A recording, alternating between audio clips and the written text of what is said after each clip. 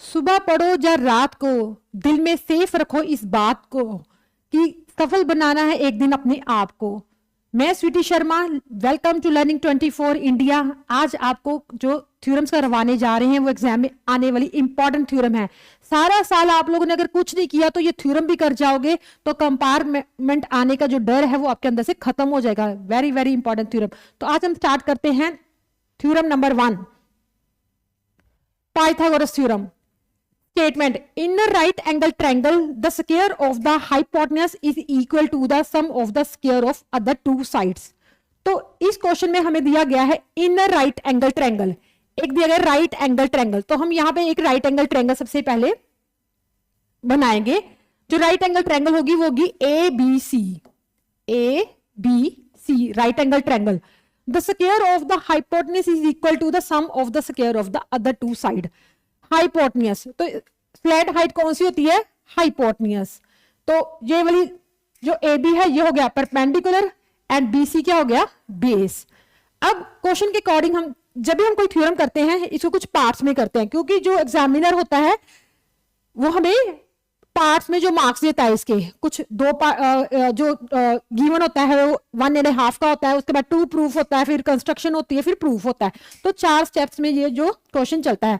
मान लो कि आपको एग्जाम में कोई थ्योरम आई है वो आपको नहीं आती, लेकिन अब स्टेटमेंट के अकॉर्डिंग अगर उसका डायग्राम बना लेते हो, फिगर बना लेते हो और गिवन 2 प्रूफ, कंस्ट्रक्शन और प्रूफ भी लिखाते हो तो भी इसमें आपको 2 और 3 मार्क्स एग्जामिनर जरूर देता है। तो जो भी हम थ्योरम्स करेंगे या ज्योमेट्रिक काम करेंगे तो उसमें आपको स्टेप बाय स्टेप ही चलना है। अब इस क्वेश्चन में हम सबसे पहले लिखेंगे गिवन। तो गिवन में है गिवन में वही आएगा, वही डाटा आएगा जो हमें दिया हुआ है इन राइट एंगल ट्रायंगल। तो राइट एंगल ट्रायंगल हमने कौन सी ली है? A B C. तो यहां पे लेंगे in right angled triangle A B C at B is equal to 90 degree. तो ये हमें डिफाइन करना पड़ेगा। The square of the hypotenuse, तो नेक्स्ट पार्ट है जो 2 प्रूफ में जाएगा कि 2 प्रूफ हमें क्या करना है? 2 प्रूफ करना है हमें the square of the hypotenuse, मतलब हाइपोटेन्यूज का स्क्वायर। अब हाइपोटेन्यूज का स्क्वायर इसको मैं पहले शॉर्ट में लिख देती हूँ। Hypotenuse square is equal to perpendicular square plus base square. यहाँ पे जो हाइपोटेन्यूज है वो है AC, क्योंकि राइट एंगल ट्रायंगल ही है तो यहाँ पर AC का whole square is equal to जो परपेंडिकुलर है वो है AB, it is AB whole square plus जो बेस है वो जाएगा BC होल स्क्वायर। अब मैंने बताया था कि जब भी कोई थ्योरम करनी है तो बिना कंस्ट्रक्शन के वो थ्योरम नहीं होगी, क्योंकि पहले कंस्ट्रक्शन करेंगे फिर उस थ्योरम को हम प्रूफ करेंगे। तो यहां पे जो कंस्ट्रक्शन होगी वो क्या हो गया? ड्रा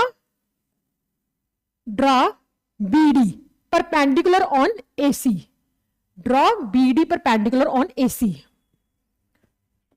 कंस्ट्रक्शन में जाएगा draw BD perpendicular on AC।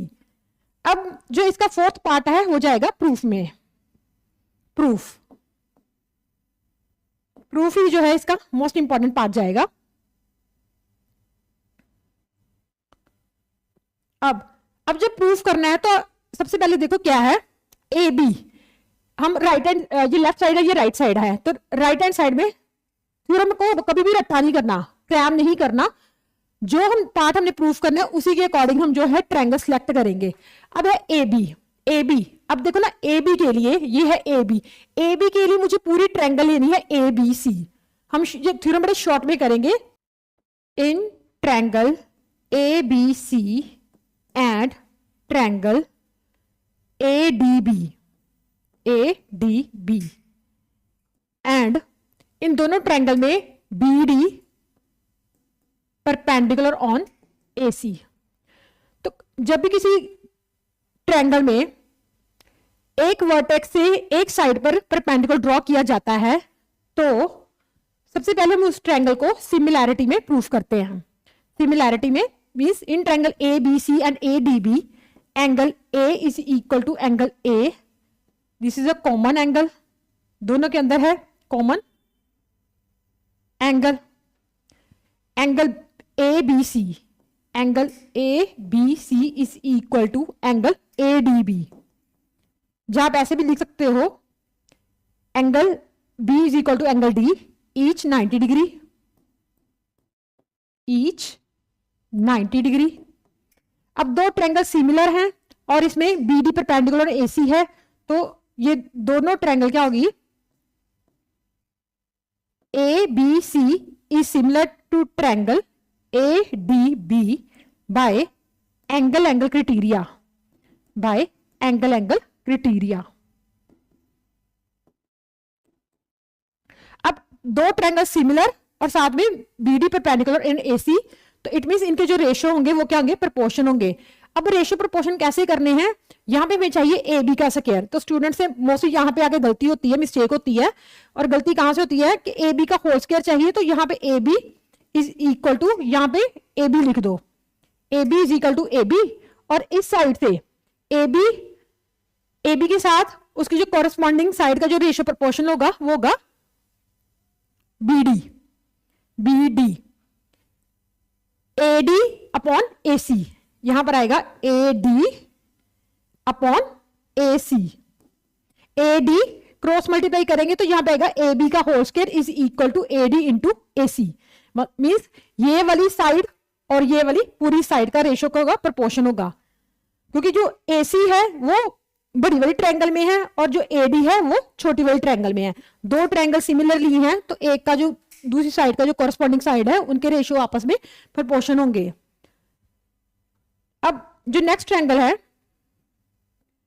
Next triangle की बात करें तो अगर यहां पे क्रॉस मल्टीप्लाई करेंगे तो यहां पे बन जाएगा ए बी का whole square is equal to A D into A C. तो यहां पर सेकेंड पार्ट में इन ट्रायंगल ए बी सी, अब ए बी के साथ हमें क्या चाहिए, बी सी। तो बी सी कौन सी ट्रायंगल में आ रहा है, A B C and B D C, and B D C. और इसमें भी बी डी जो है परपेंडिकुलर ऑन ए सी। अब ए बी सी में एंगल ए बी सी, मतलब A B C and B D C, तो एंगल सी क्या है, दोनों में क्या आ रहा है, कॉमन आ रहा है। तो यहां पे लिखेंगे angle C is equal to angle C, ये है common angle, and A B C angle B is equal to angle D, each 90 degree.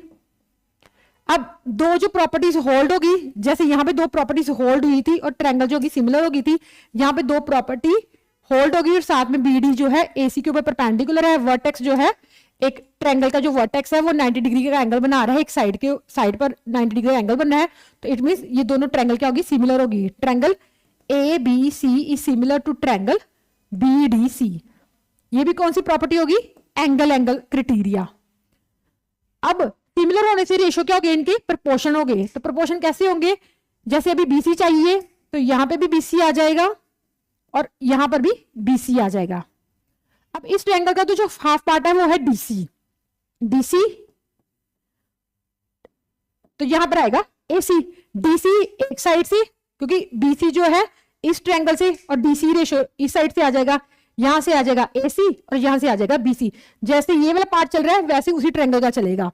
तो क्रॉस मल्टीप्लाई करेंगे तो यहां पर आ जाएगा बीसी का होल स्क्वायर, यहां पे होल स्क्वायर को आप ब्रैकेट में भी लिख सकते हो, नहीं तो ए बी का स्क्वायर लगेगा।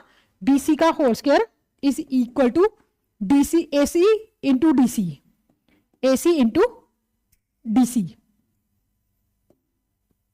Take it as number 1, take it as number 2।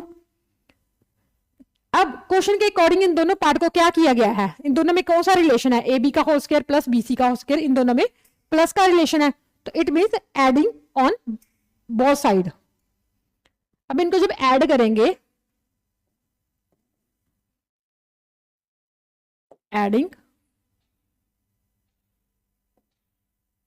On both sides of 1 and 2। अब 1 और 2 को ऐड करेंगे तो ऐड करने से जो हमारा पार्ट आएगा वो आएगा, ऐड करने से हमारे पास जो पार्ट बनेगा वो बनेगा ए बी का होल स्क्वायर, जो लेफ्ट हैंड साइड आएगी वो आएगा ए बी का होल स्क्वायर प्लस BC का होल स्क्वायर, AB का होल स्क्वायर, लेफ्ट को लेफ्ट से ऐड करेंगे, राइट को राइट से, तो यहां पर आएगा AC AC AC into AD, AC into AD plus AC into में आप यहां पे क्रॉस भी डाल सकते हो, AC into AC into DC, AC into DC, AC into DC। अब इन दोनों में AC क्या आएगा, कॉमन आएगा, तो अंदर आएगा AD प्लस DC। तो हमने कहा यहां पर क्या लिया था, जैसे राइट एंगल ट्रायंगल है, तो यहां पर पॉइंट D था, यहां पे A B एंड C था, तो यहां पर AD मतलब AD प्लस DC क्या बन जाएगा, पूरा AC, means AC into AC हो जाएगा, तो यहां पर आ जाएगा AC का होल स्क्वायर। तो ये हमारे पास जो रिक्वायर्ड रिजल्ट आ गया, AB का होल स्क्वायर प्लस BC का होल स्क्वायर। तो यहां पर हमारे पास क्या है, यहां पे रिजल्ट में हमें क्या चाहिए था, रिजल्ट में हमें चाहिए था मतलब हाइपोटेन्यूज का square, this is the perpendicular square plus base square. तो यही हमें रिक्वायर्ड रिजल्ट चाहिए था, द स्क्वायर ऑफ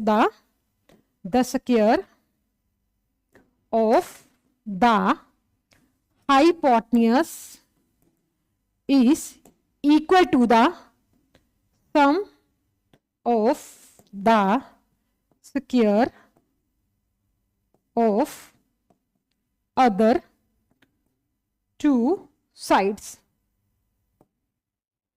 तो ये है हमारी पाइथागोरस थ्योरम। तो स्टूडेंट 3 to 5 मार्क्स में स्टेट एंड प्रूफ पाइथागोरस